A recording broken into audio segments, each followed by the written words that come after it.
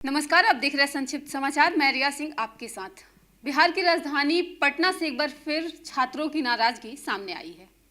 STET के छात्र सड़क पर नजर आए। बिहार विद्यालय परीक्षा समिति के दफ्तर के बाहर आज एसटीईटी के छात्र जो थे जोरदार प्रदर्शन किए और धरने पर बैठ गए अपनी लंबित मांगों को लेकर।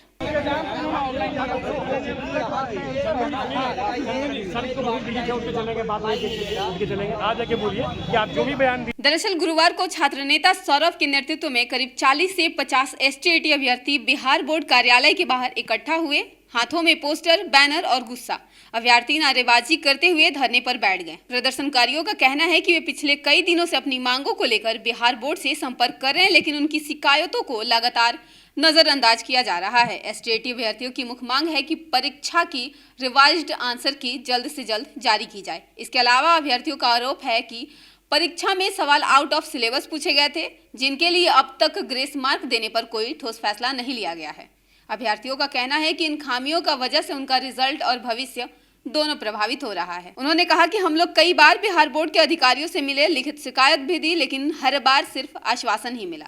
रिवाइज आंसर की अब तक जारी नहीं हुई और आउट ऑफ सिलेबस सवालों पर भी कोई स्पष्ट फैसला नहीं लिया गया है। अगर हमारी मांगे नहीं मानी गई तो आंदोलन और तेज किया जाएगा।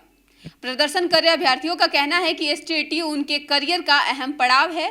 शिक्षक बनने का सपना लेकर परीक्षा देने वाले ये युवा मानसिक तनाव से गुजर रहे हैं। उनका ये भी कहना है कि अगर समय रहते समस्याओं का समाधान नहीं हुआ तो भर्ती प्रक्रिया में देरी होगी और अभ्यर्थियों का भविष्य अधर में लटक जाएगा। उन्होंने कहा कि हमने पूरी मेहनत करके परीक्षा दी थी, लेकिन गलत सवालों और आंसर की वजह से हमें नुकसान हो रहा है। हम बस न्याय चाहते हैं, कोई एहसान नहीं। हालांकि बिहार विद्यालय परीक्षा समिति की ओर से अब तक इस प्रदर्शन पर कोई आधिकारिक बयान सामने नहीं आया।